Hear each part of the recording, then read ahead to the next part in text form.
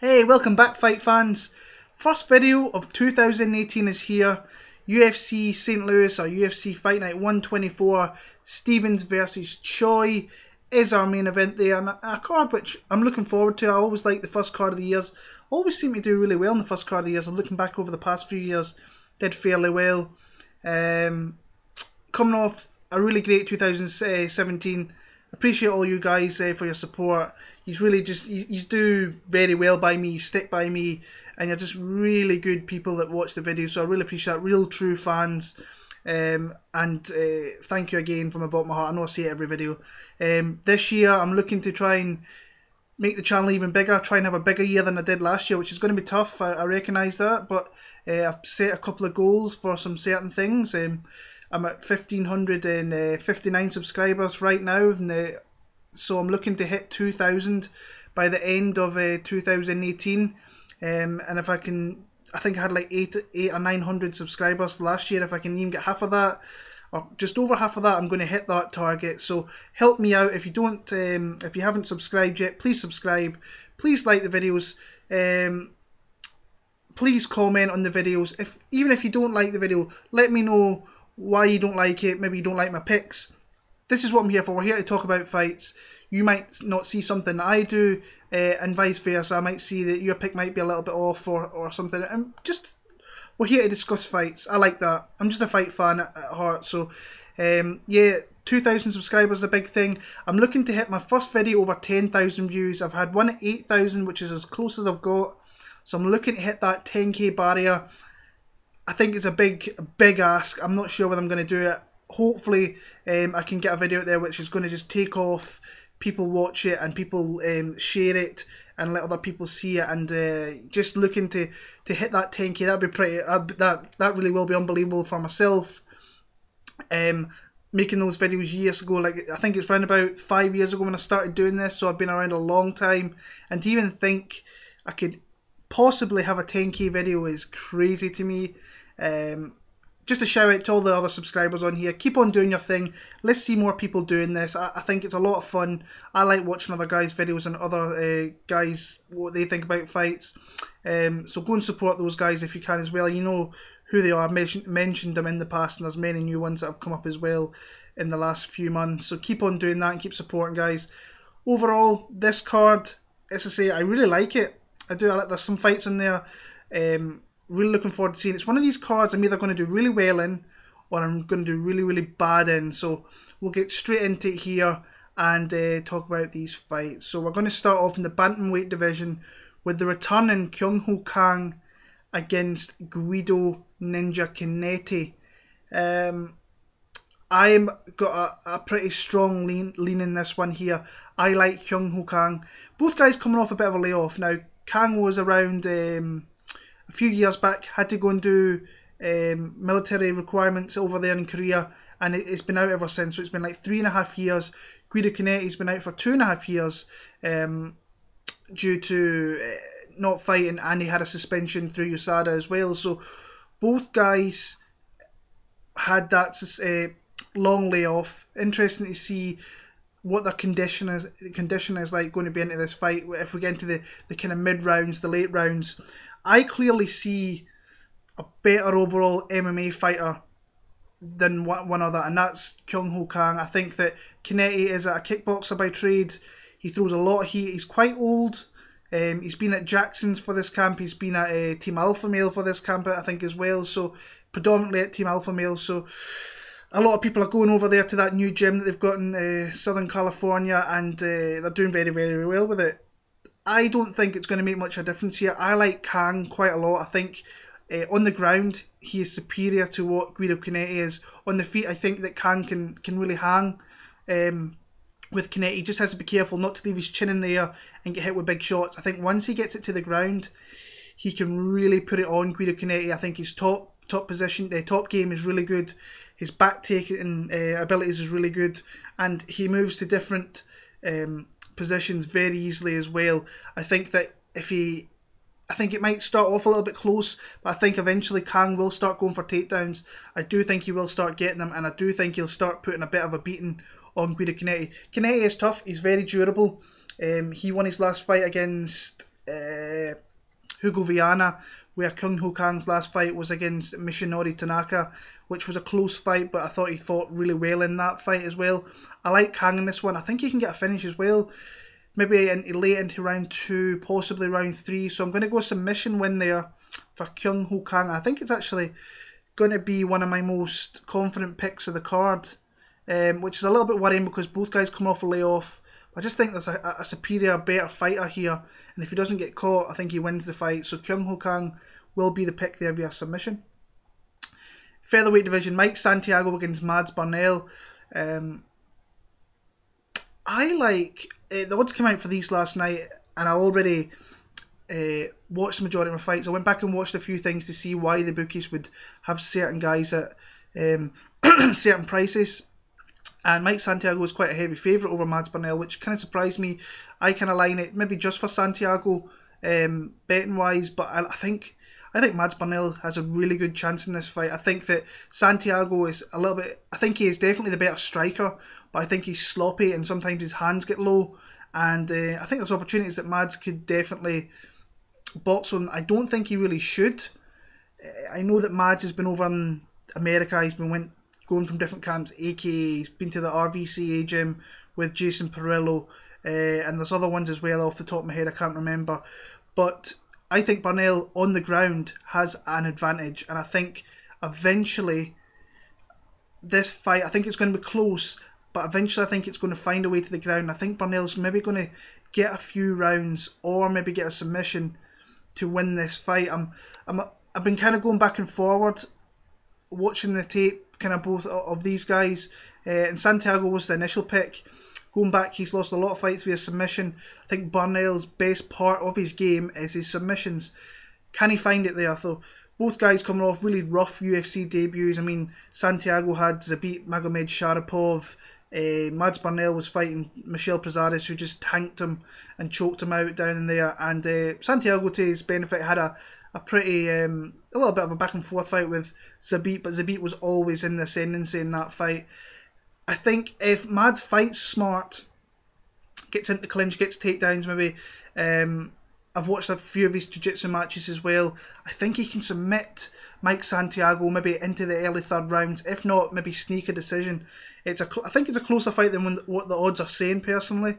I know there's a few guys out there who are good predictors as well that are pretty heavy on Santiago, think that he's going to starch Mads Burnell. I'm not seeing it that way. I'm going to pick Mads Burnell. I'm going to pick him via sub early round number 3, and we'll see if he can pull out the dog victory there. I think it's a close fight. I can see Burnell winning by sub, and I can also see maybe Santiago kind of bossing the fight a little bit, but I'm going to go with the dog in this one and pick Burnell via sub in round number 3. Women's strawweight division, we have Danielle Taylor against JJ Aldrich. This is a fight I've been going back and forward on a lot. Danielle Taylor is just a stealer. She steals rounds. She doesn't throw much offense. She's very quick. She's very kind of agile. She gets herself around the cage. She doesn't get hit that often. She's always going to be undersized in that division. She'd probably make 105 if they ever brought that division in, which I wouldn't surprise me if they ever did that in the future. But small girl, very quick. She does have some nice combinations when she throws it, but she's fairly limited. It's the same kind of combinations what you see, but she's one of these fighters kind of like Alejandro Perez that steals round. She's got that style where it just looks good in the judges' eyes, and she wins fights through that. JJ Aldrich, I think, on the other hand, needs to try and take this fight to the ground. She has to try and cut off Danielle Taylor. I think Taylor will be throwing leg kicks, just combinations, throwing a jab out there, and just looking the busier fighter, and that can sometimes be enough to win fights. Aldridge coming off that win over Chanmi Jeon, and Chanmi's a really young fighter where JJ's been around a long time. She's fought the better opposition. She's fought in the kind of higher caliber shows, and that kind of showed in that fight there. Initially, I was going to go JJ Aldridge by maybe putting her against the cage and taking her down and winning rounds through that. I just think Danielle Taylor is she's gonna steal a couple of rounds in this one and win a very smelly like 29-28 decision. I can see a judge possibly giving JJ a couple of rounds as well. So I think it's going to be a split. I'm going to go Danielle Taylor. Surprised she went to dog money. Honestly, I thought she would have been the favourite. I don't see too many people betting JJ Aldrich, but obviously the guys are out there because they moved the line. I think that Taylor was the initial favourite and she's moved to dog money, so not overly confident. I'm going to pick Danielle Taylor to steal a couple of rounds and win a 29-28 decision. Women's bantamweight division, Talito Bernardo against Irene Aldana. Fairly confident. I shouldn't say that. I am confident that Aldana can win, but she can never really be a confident pick because sometimes she drops the ball, and I think she's got a lot of talent. I really do. I think she's got a lot of. She can be really good in the division if she gets all her other skills up to par. I think her striking's decent. She fights long. She's got a nice little bit of hand speed about her. Bernardo came in very short notice against Marion Renault. Is a girl really known for jiu-jitsu. But on the feet, I think she's lacking. I do think she's lacking here. So it's that quintessential striker versus grappler. Can she find the opportunity to take this fight to the ground and use her jiu-jitsu, which she probably has the advantage over Aldana? I think Aldana's going to box the nose off her. I think she's going to put that jab out there. She's going to use combinations, use leg kicks, and just fight at distance and really just put a beating on Bernardo. Bernardo's going to have to come forward. I think she's going to eat shots, and I think eventually those shots could lead to a TKO finish. So not going to be a confident pick, but I am confident that she can win the fight, and I think she can stop the fight as well due to strikes, accumulation of strikes. So I'm going to go, I think, late round 2, early round 3. I'll go late round 2 though, for a TKO victory there for Irene Aldana. She needs this win big to really probably kick around in the UFC after her loss to Chikagian and so on. So Irene Aldana, TKO round number 2. And this is another fight in the UFC prelims. There's 5 fights, so if you don't have a UFC Fight Pass, go out there and get it. I've just renewed for another year, which is awesome. I've been watching it all day, and looking ahead to UFC 220, which is awesome as well. Kalindra Faria against Jessica Ai. This fight, I have no idea. I really want to pick against Jessica Ai because I think her confidence is shot. She's lost like 4 or 5 in a row, and to be honest with you, she's lost to decent fighters, but nobody that really kind of stands out as being world class. Sarah McMahon's good when she turns up. Juliana Pena, I think we've seen that she has her limitations. Miesha Tate is obviously a former champion, and Betchko here, she lost in her hometown, which must have just taken the confidence right out of her. Now this is the division that Jessica Ai has been campaigning to fight at for the longest time. 125, she says she's the best in the world at 125. I don't believe that for a second. I don't even think she's top 5 in that division. As it stands right now, she might be close, but I wouldn't put her in my top 5 fighters that are in that division when Valentina's going to be fighting in this division next month. So, yeah. Jessica, I think this is predominantly going to be a stand-up battle, but honestly, I'm not confident. Faria made a UFC debut against Romero Barelo and showed that she is limited on the ground. Jessica Ai is not going to take the fight there, so I think this is going to be predominantly a striking battle, and that's where Faria wants to keep this fight as well. She is better on the feet than she is on the ground. This is one of those fights I think you literally toss a coin and you see which side it lands and you go with it. I was going to go Kalindra. I think I'm going to go Jessica Ai. I think she can maybe... I don't know. Honestly, it's a tough fight. It's a fight I'm got least confident in whatsoever. I'm going to pick Jessica Ai. Experience of better opponents. Do or die. Backs against the wall. She doesn't win this fight. She's probably... perhaps her career's done. Losing 5 in a row, it's hard to come back from that and go on to other organisations where you're going to be a name that people want to come after. I think Jessica Ai is going to win this, but I think it's going to be a very close decision, maybe a split. Jessica Ai is going to be the pick though, but no confidence in that pick whatsoever. Moving on to the preliminary card on Fox Sports 1. Starting off in the welterweight division. Great fight, love this fight. This is one of my favourite fights in the card. Thiago Pitbull Alves against Zach Cummings. Really surprised actually that Zach Cummings is as big a favourite as he is. He was minus 200 in the States. I don't know what it is. The odds have been released over here in the UK, so I'm guessing he'll probably be around there. if not a little bit higher in the States. I think it should be a little bit closer than that, even though I like Zach Cummings to win the fight. I like Cummings as a fighter personally. I think he's a really tough guy. He's only lost to really good guys in Ponzinibbio, where I thought he fought really well in that fight, and Gunnar Nelson, where he won the first round against Gunnar Nelson before getting tapped out in the second. Big dude for the division, and just an all-around solid fighter. He can box really well. Once he gets you to the ground, he's got a pretty dominant top game. Like I said, he's a big dude. This is a hometown fight as well, so this is a little bit of pressure on him. Coming in here, he's got all his friends and family probably going to be watching this fight here, being in town for that. So, yeah, looking forward to that. Thiago Alves, he's a UFC legend pretty much. He's been around for the longest time. I remember watching this guy back at UFC 85 in London against Matt Hughes. I was there for that one. That's crazy how long ago that was. And he's coming off a win. He dropped down to 155, which was the worst career decision he will ever make. He should never have did that. Looked terrible, missed weight, only had the one fight, came back up. But I mean, he does lose a lot of fights since that UFC 100 fight against GSP. He's lost to Fitch, he's lost to Rick Story, Martin Kampman, Condit, Jim Miller, and his wins are over John Howard. Don't think he fights in the sport anymore. If he does, I haven't heard much of it. Papi Abedi, who's that guy? Seth Brzezinski, solid, but not a big name fighter. Jordan Main, who is had probably the most fights since he was 16 years old. He's probably retired 2 times, and his shop worn probably at 25, 26 years old. Where he did knock him out with a nice body kick in that one. And we all know what Thiago Alves is about. And Patrick Cote retired after that fight, and he had thoughts about it for months beforehand. So that's something to keep into consideration.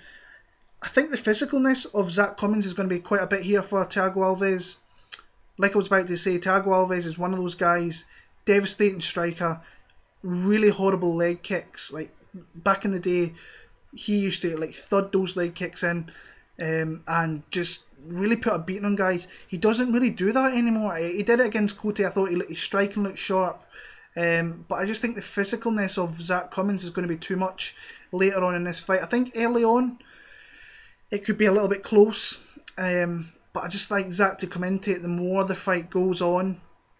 And yeah, I'm looking forward to the fight. I think Alves has a chance if he starts quick and can maintain it throughout the middle rounds into third. But I just think Zach's right now is the better fighter, and I like him to win this fight.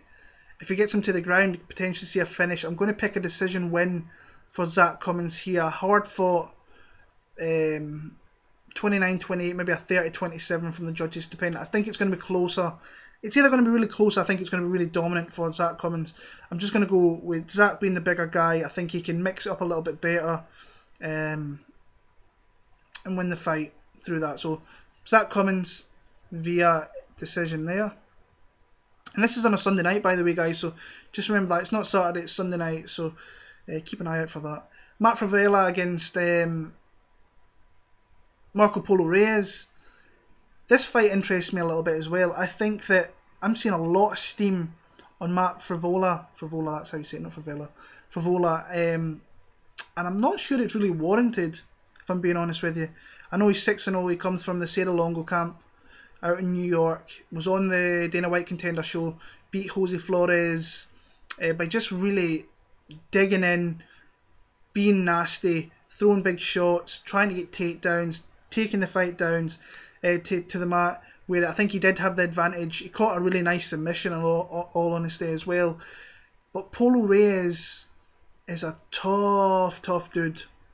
And I think that Frevola is going to be one of those guys that comes forward and is going to exceed a lot of energy in the early rounds and the mid rounds. And I think that Reyes can definitely capitalise on this late if he can stop being taken down. I think that that's going to be Frevola's game plan, is look to do enough in the feet to take this guy to the ground and hopefully find a submission, if not lay on him for majority of the rounds. Polo Reyes, he took a massive step up in competition last time out by facing James Vick. Came out, fought fairly nicely for as long as it lasted, but then just got hit with the superior striking that James Vick had. And I mean, you're going from Arzamendia, Dong Young Kim, Jason Novelli, and then you're making that leap to James Vick, who nobody seems to want to fight at the minute. I know he's fighting Trinaldo, but none of the top 15 guys are even talking about him, so that's saying a lot if you ask me. Hard-nosed, that fight with Dong Kim, by the way, is amazing. Go back and watch that, UFC 199. Just a hard-nosed Mexican fighter. If this fight stays on the feet, I think he's got the advantage. I think he can throw heavy leg kicks, combinations. I think if he can attack the body and just not get taken down. I think that there will be opportunities when he does get taken down, but I think if he can get back to his feet, have a good get-up game, and really just start pounding those shots into the body, to the leg, I think they can pay dividends later on. And again, he's a huge underdog, which is a little bit weird to me as well. I think the line should be a little bit closer than what it is. Not that I'll be betting it at all, but I think that it can be a lot closer than what they are, what the bookies have put out. But I've seen some people heavy on Mark Frevola, and I don't see it that way. So I'm going to pick Marco Polo Reyes. I'm going to pick him via TKO. I think he's going to finish him late. I'm going to go a third round TKO victory there for Polo Reyes. I just think he's fought the better guys. Obviously he's fought more, but yeah, big fight for him here. I think he needs to win it, get that confidence back. But there's definitely path to victories for both guys here. I think Frevola will want to take this to the ground, but Reyes is definitely going to be my pick there. Moving on in the where are we? In the lightweight division, staying in the lightweight division, James Krause against Alex White. Now this was a fight I was pretty much nailed on, and then I spoke to a really top guy in the MMA betting industry, one of the top guys out there, and he says, go back, watch some fights. Now I watched the early fights of Alex White, and at this point I think I watched his last 3 fights, but not close enough probably. And I was pretty heavy. I thought James Krause, I like him to win this fight. I watched his fights. I think he is declining a little bit. I think he's been in the sport a long time. But Alex White, actually, when I went back and watched it, turned off the commentators and just had no sound whatsoever. The guy's making steady improvements, and he's got a big opportunity to win this fight here. I'm kind of dithering on my pick. If I'm being honest with you, what Alex White has shown in recent fights. Now I know he's not fought the top guys, like he's fought Mitch Clark, Artem Lobov, lost to Tony Martin in there. Looks really good at 155. Better angles, better footwork, a lot better head movement, and he sits in the pocket and throws some big shots, and he throws some nice 1-2s going to the body up top, and showing some really good takedown defense. Now I know it's Mitch Clark. Mitch Clark has since retired. He put a beating on Mitch Clark. Mitch Clark was trying to take him down, could not do it, and then was just beaten up. Once he hit him with that one big shot that busted his nose, he laid the smackdown pretty much on Mitch Clark and sent him into retirement, bloodied and battered. And yeah, I just think this is a really close fight, closer than I initially thought, actually. In that fight with Shane Campbell, I thought it was really close. He got outstruck pretty badly against Shane Campbell, used takedowns at a bit of dominant positioning to win that fight, but took his licks in that one. Tom Galicchio was even getting off on this guy. Tom Galicchio even taking him down.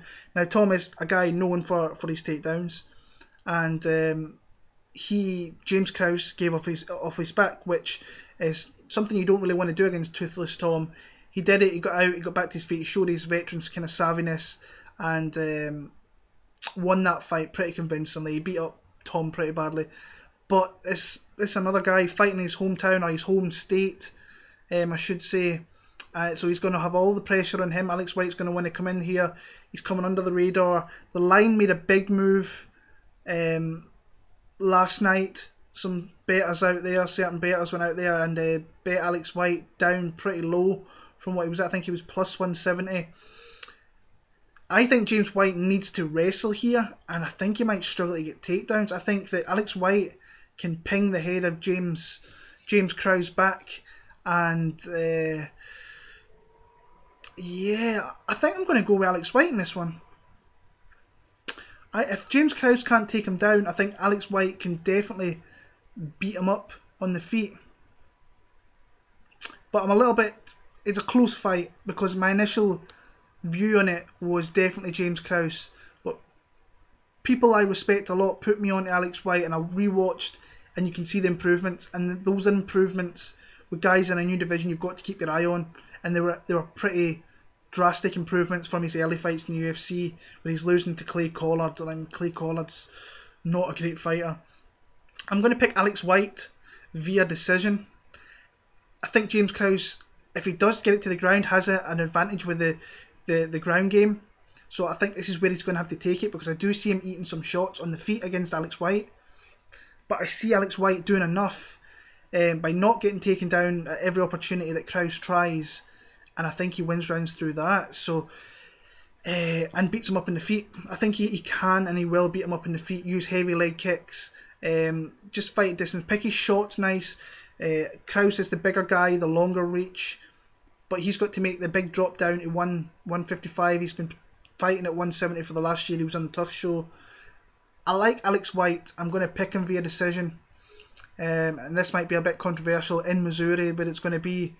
But I like Alex White in this one. I'm going to go against my original kind of gut feeling with this pick and go with Alex White. It was pretty good seeing the tape, actually. The tape, you have to watch the tape to see certain things, and I never obviously seen it the first time around.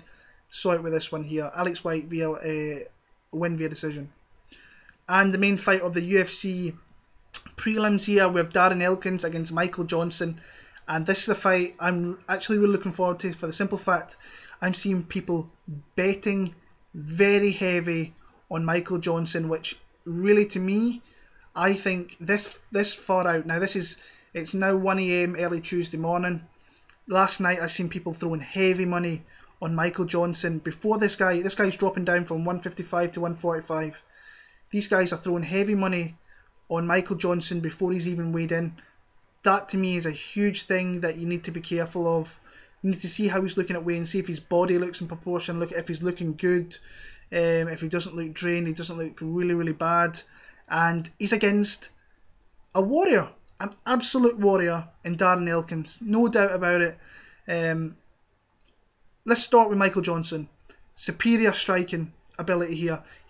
He's the kind of guy, when you watch his fights back, when he's against other elite strikers, he does very well. Edson Barboza did very well. Dustin Poirier is a really good striker. He starched Poirier in that fight. He showed elite hand speed. He threw 3 shots before Poirier even seen it, and he was down in the mat. He was out.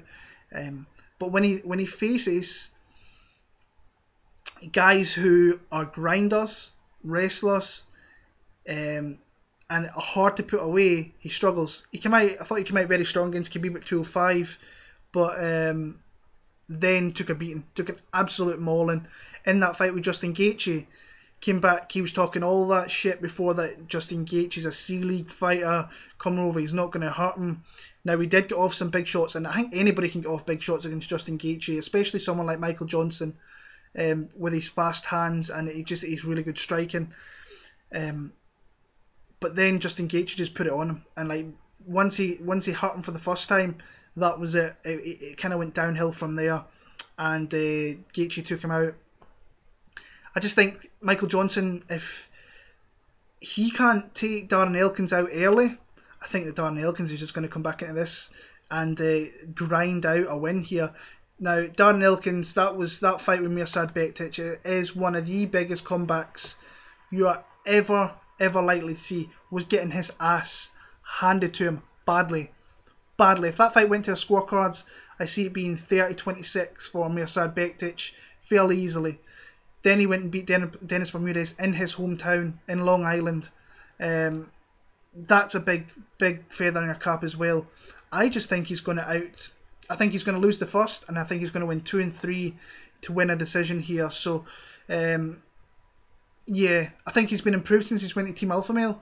His striking's non-existent pretty much. So he's going to want to look to put him against the cage and try and find takedowns through that. And I think that Michael Johnson is going to fade as this fight progresses. If he can get, especially early on in the first round, if he can get Johnson against the cage and bearing his weight while Elkins is advance and try to find takedowns. That's going to take the conditioning of Michael Johnson, deteriorate him a little bit, and eventually going into 2 and 3, those takedowns are going to become prominent. And that's just how I see that fight going. If Michael Johnson doesn't take him out in the first, I see Darren Elkins winning 2 and 3 and win a 29-28 decision. So Darren Elkins for the win there. Moving on to the 4-fight main card, and starting off in the welterweight division, which I think is a mismatch, if I'm being honest with you. And I like Emil. I sat with him at UFC Glasgow, and I actually sat with Kamaru Usman. We were all sat together. Kevin Lee was there, and it was interesting sitting there. Very interesting, because Kevin Lee, Emil were guest fighters that week. Kamaru Usman was there with Danny Roberts in his corner, and we were just having shots. We were taking shots at the bar. Kamaru Usman comes down and says, "What's up?" Kevin Lee invited him over, and he sat there for about 45 minutes, and Emil started talking to Kamaru, and it was really... Emil came over and he was saying, like, one day he hoped to get to the level where Kamaru was at, and maybe fight one day. And Kamaru was like, yeah, you just got to put in the work for the next few years and get to this level. Emil Mek's next fight is against Kamaru Usman. And these actually, Kevin Lee, Kamaru Usman and Emil Mek actually went out into Glasgow in the nightclubs later on that night. So, but it was interesting listening to them too. Emil Mek was obviously showing mad respect to Kamaru Usman. He was talking about his skill set and how good it was, and hopefully one day he can get to the level where Kamaru Usman is at. And they're fighting next. Now, the odds in this fight are like way off in my opinion, because Mek has a chance. But every fight I see a Kamaru Usman, I just see a UFC welterweight champion. I'll be honest with you. I think he has got all the tools to win that strap, person. I think he's the guy that nobody wants to fight in that division. I think he would beat Colby Covington fairly convincingly. His striking's coming together. His grappling's always been there. All the way back before he was on Tough, he had that grappling. On Tough, he showed that he was the best guy on that show. And I just think he puts a beating on Emil Mek here. I think it's going to be a rinse-repeat takedown fest in this one here. Emil Mek's only had, the one fight in the UFC against Jordan Main. Like I rated earlier on, Jordan Main's had so many fights. That was his first fight back after retiring. And Emil Mek, to be fair, I mean, he won the fight. He did what he had to do and beat that guy. I just don't think he's going to stop takedowns here. Now, he could catch Kamaru Usman with a big shot. I just don't see it. I think that Kamaru's going to come out and just kind of flex, put this guy against the cage, and I think he's going to take him down again and again. And I think he can beat him up down there with ground and pound and stop him. So I'm going to go a round 2 TKO victory there for Kamaru Usman. Up there, I think, with Kyung Ho Kang is one of my most confident picks of the card. So Kamaru Usman via TKO there. Women's flyweight division, we have Paige VanZant against Jessica Rose Clark. Now this is interesting. 1 second. This fight's fun. Fun for the simple fact that I think the UFC are desperate to put the UFC title on Paige VanZant. Honestly, I think if Paige wins this fight, she will fight Nico Montano for the title. I think the UFC want to put the belt on her. This fight was made 4 days after Jessica Rose Clark just fought in Australia against Beck Rawlins and won her fight there. So this is a big opportunity for Jessica Rose Clark. She wins this. She's won 2 fights in, 3-4 months in the UFC. That's pretty good. Puts her right in there in that division, where she probably never thought she would be. And I'm seeing this fight's interest. I'm seeing a lot of people saying that Paige VanZant is the better athlete, and being the better athlete doesn't predominantly win you fights. I'm seeing people saying that she's going to pick apart Jessica Rose Clark on the feet. When has Paige VanZant ever did that against anybody? Add in there that Paige VanZant is at a new camp. Totally, she's went from Team Alpha Male to a new team in Oregon. I think it's Chael Sonnen's gym.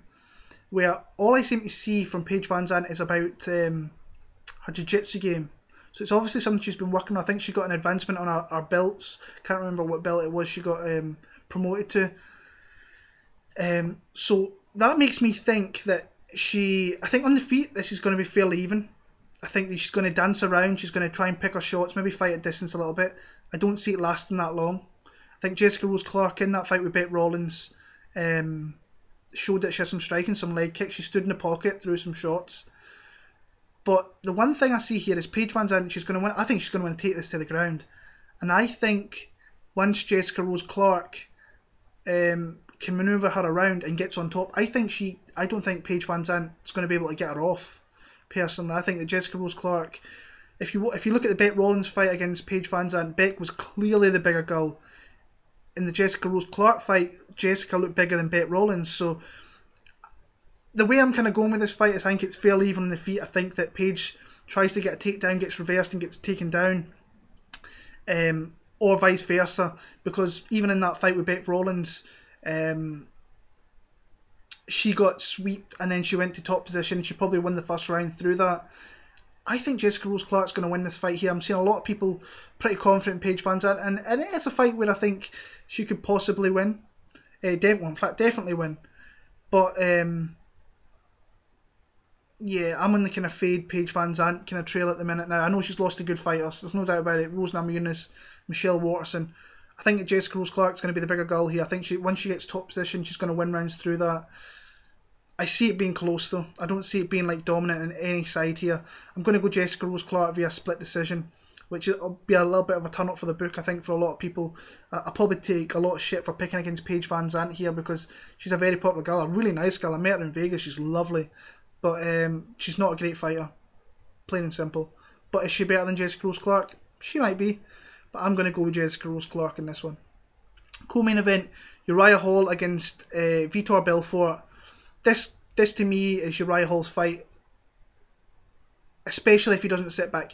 If he sits back, then this is the fight that Vitor Belfort could potentially win on the cards, like he kind of did with Nate Marquardt. Like that fight, I thought Nate actually won the fight personally. Could be Vitor's swan song. If Uriah Hall is aggressive in this one and misses the initial flurry that Vitor will throw, then Uriah Hall should win. He just can't be hesitant. Every time when he's hesitant, that's when Vitor can potentially catch him here. And just don't give him any respect. Go out there and just blast him. I think he will put him down fairly easily. Not a confident pick, but I'm going to pick Uriah Hall to win. I just don't see anything in Vitor. Let him go to Risen and fight over there and get jacked up again and start head kicking fools. It would be a turn up for the book if Belfort won it, but it wouldn't surprise me in all honesty because I've seen what Uriah Hall's like. Sometimes he sits back, doesn't throw anything. He's a clear superior athlete here, and he probably has the better striker, but he doesn't show enough of it to me. I'm going to go a late round 2 TKO for Uriah Hall there in that fight there. And moving on to the main event, we have Jeremy Little Heathen Stevens against the Korean Superboy Dooho Choi. Hand up, guys. I've been going back and forward in this one. Literally within the last hour, I've been flip-flopping my pick here. Watched some fights last night. I watched some of the fights just around New Year as well to get myself reacquainted with these guys. And both guys have had a lot of really great fights. The last fights were actually really entertaining. Jeremy Stevens absolutely brutalised Gilbert Melendez. Melendez was shooting in for takedowns. Stevens was batting them off and just leg kicking Melendez to oblivion, where his leg was absolutely mincemeat and it was ruined. Jeremy's one of those guys it's hard to get in his face and start throwing with because he has big power, and he pressures you quite hard.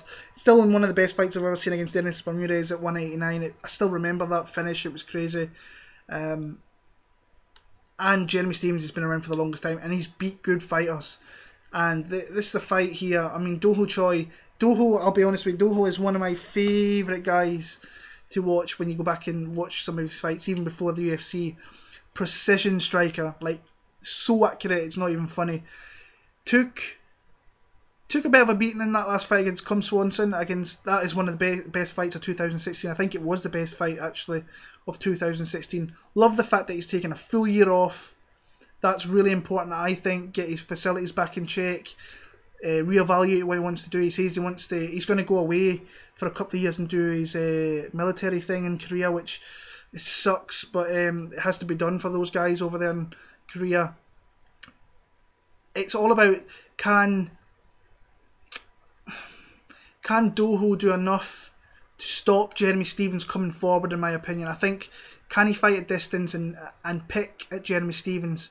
I think he can with leg kicks. I think he showed that in the Cub Swanson fight. He's got some leg kicks. He's got some beautiful striking. I mean, his striking is so good. But I think there is opportunities where Jeremy Stephens could catch him in this fight. And honestly, guys, I'm sat here really not confident in who I'm going to pick. Initially, when I first heard about this fight, my pick was Jeremy Stephens, and I think I'm going to stick with that. Not overly confident. I want Dooho Choi to actually win because I just love the way he fights. I love his striking. I love his precision. I love his accuracy. I love his combinations. And I just think he's got so much to offer the featherweight division going forward in the future. So yeah, I'm going to go Jeremy Stephens though. I think that he pressures Dooho late on. I think Dooho wins a couple of rounds though. I think it could be close going into late rounds, but I just think the pressure of Jeremy Stephens is going to pay off, and I think he's going to catch him with a shot. So not confident. This is going to go in my least confident picks. I'm going to pick Jeremy Stephens. I'm going to pick a late 4th round TKO victory there, but I'm really not confident whatsoever.